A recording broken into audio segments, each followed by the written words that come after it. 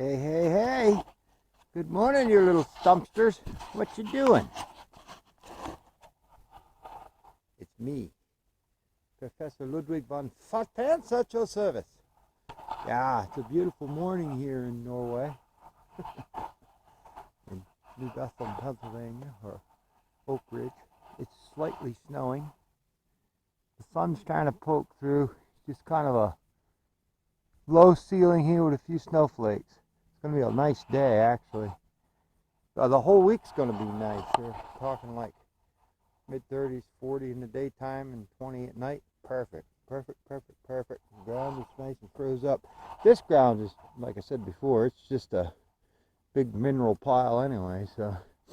But I am going to cut a couple of these big spruce by hand, more or less just for some exercise. I got quite a bit of wood ahead, and I wanted to spend some time with my faithful peeps.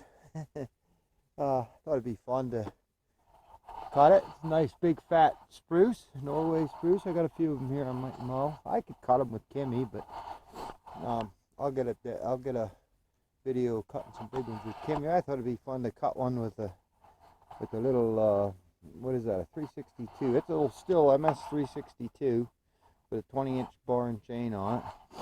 Just a demonstration of how big a tree you can cut doing it the way I do it. You know, using a open face directional felling notch, and then, you know, working up my hinge in the front and working out the back of the tree and leaving a trigger. So I'll do a little demo here. I'd like to get around here and explain how I'm going to do the notch. I'll put you down here in my shirt for a minute and see if he'll stay there. But plus, like I said, Kimmy's sitting right here beside us. But here, I'll get you in there. I got my trusty Go Devil. That's the one Mike Peachy made for me. Ain't that pretty? See, Mikey, I am using it. I try and keep it nice. I keep it in the cab so it doesn't get all scuzzy. But yeah, that's a nice axe. That's a nice little wedge knocker. So anyway, what I'm gonna do, I've already picked my direction. I'm gonna put this down in here in this hole. I made a hole, cut those hardwood trees out of the way. So I'm gonna set up a 90 degree open face directional notch. So. And I don't know how many of you guys realize this, but see this line right here? These are felling sights. I guess anybody who logs and understands chainsaws, that's a felling sight. So what I do basically is, you want to get behind that. I always try and start on this side, so get behind this, and we'll directionally aim that, and we should get pretty close. And you do have to take a little bit of consideration for side lean and whatnot. Tree's pretty straight. Most of these trees are, you know, conifers are pretty easy to cut compared to heavy leaning hardwood, which brings us to the constant battle between West Coast and East Coast. And again, I'm not trying to start trouble, but I mean, it's a pretty nice average sized tree. I don't know. I don't really think I need a 400 horse chainsaw and a 40-inch bar. But whatever, we'll see. Maybe this won't work. I get told a lot that it won't. So we'll see. So what I'm going to do, you guys should be able to get here with me. What I'm going to do is, I'm going to get right down behind my saw. Right? There's my felling sight. I'm going to aim it basically towards that big spruce over there. Right? And I'm going to start my cut.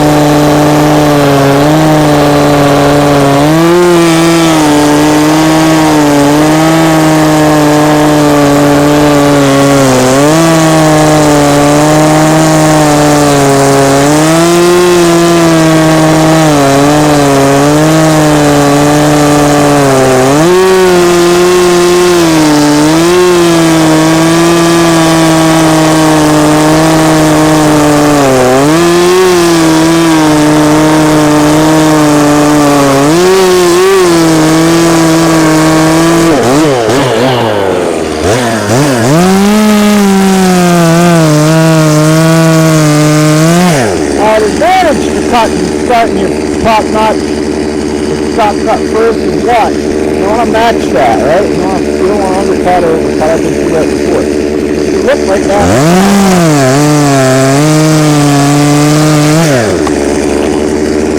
you can actually see down in there. You can see that see how nice that works. See how nice that works? Nice and even, nice and clean. You know, you can actually look down this saw curve and see your chips go into it. So it looks good. Then what I'm going to do is I'm going to start it right behind where I want to establish my knot.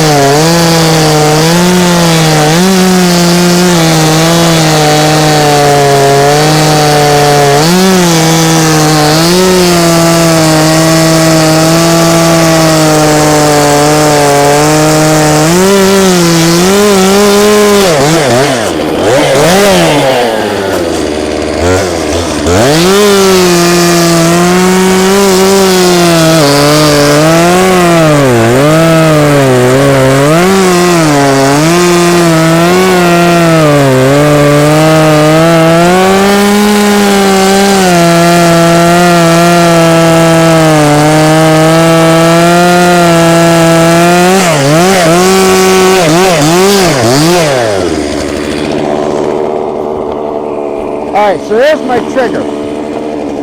Alright, that's my trigger. That's my release wood. That's going to hold while I finish cutting this. So check this out.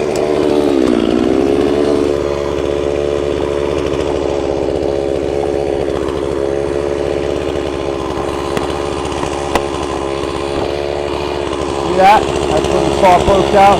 I'll just stick the saw back in there and run it up. Bring it up to my hinge on this side. Nice and easy. Now again,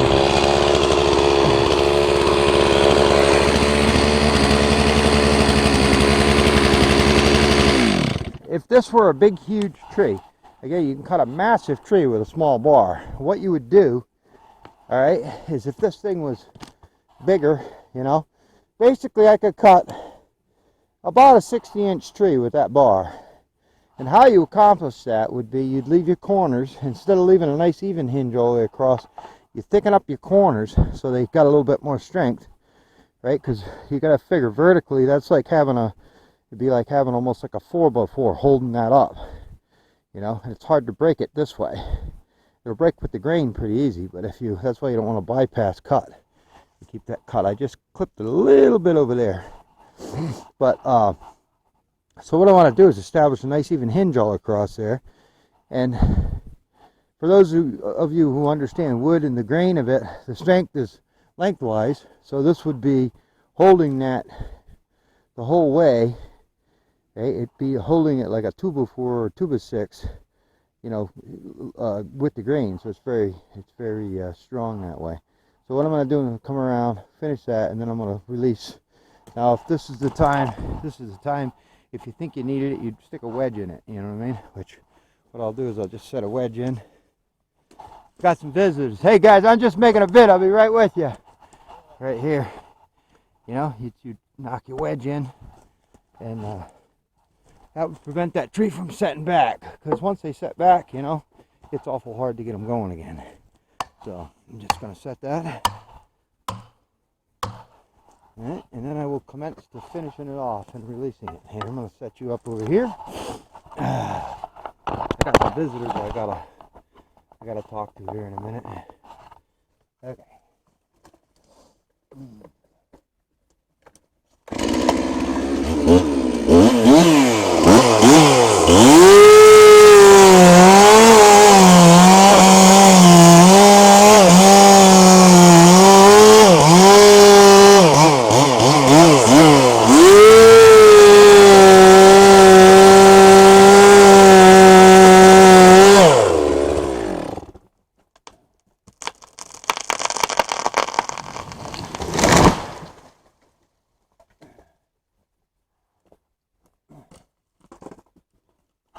Alright, not bad for an old fat guy. But here's what I was talking about holding wood. See how it's nice and even? all the way across.